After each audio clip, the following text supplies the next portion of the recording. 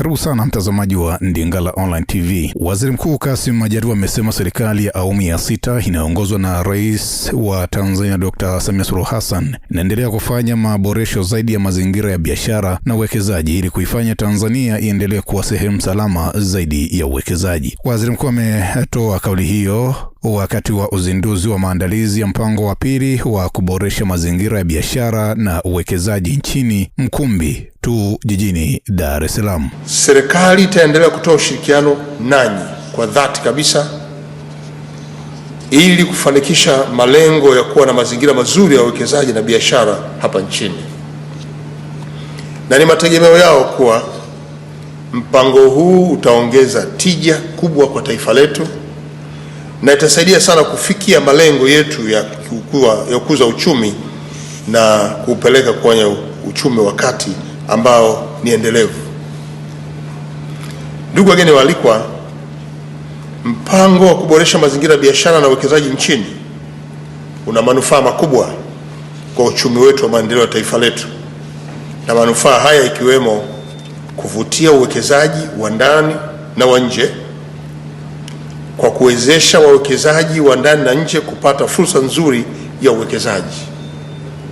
Hatua hii inakwenda kuhamasisha pia uingizaji wa mitaji, teknolojia mpya na maarifa ambayo yanawezesha kuongeza uzalishaji na kuboresha huduma mbalimbali kupatikana kwa mazingira rahisi na bei nafuu.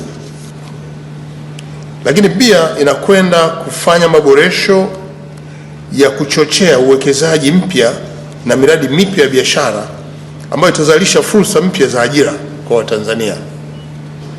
Hatua hii inakwenda kusaidia kupunguza kiwango cha ukosefu wa ajira hapa nchini, hasa ukizingatia kwamba uwekezaji mmoja unaweza kuchukua zaidi ya waajiriwa 100 au zaidi na wengine mpaka 1000.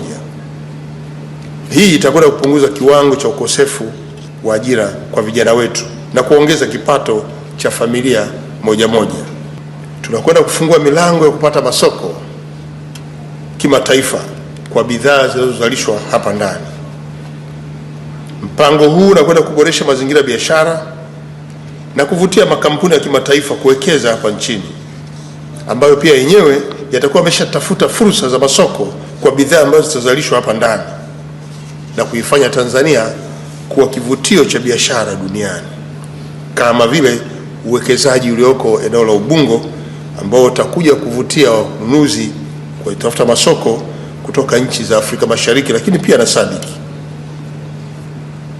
Inakwenda kuboresha miundombinu kama vile barabara, bandari na huduma za nishati zitakwenda kuboreshwa,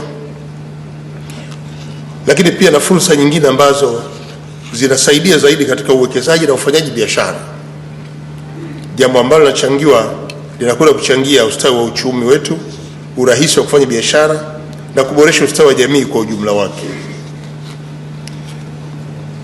Hali hii pia itawezesha wakulima kupata masoko ya mazao yao watakayozalisha, yatakayonunuliwa na viwanda vitakavyojengwa hapa nchini au uwekezaji wa aina yoyote ile hapa nchini.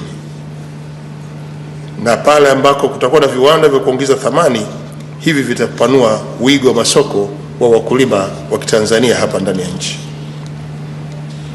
5, tunakwenda kukuza ushindani na ubora wa bidhaa zetu. Hapa tutakuwa na mazingira bora kabisa ya biashara. Makampuni yanayozalisha bidhaa hapa nchini yataendelea kushindana kwa ubora wa bidhaa zao na utoaji huduma zao. Hii inakwenda kusaidia kuongeza tija na ubora wa bidhaa, jambo linalosaidia kuimarisha uchumi, lakini pia afya ya walaji na kuleta bei shindani ya bidhaa.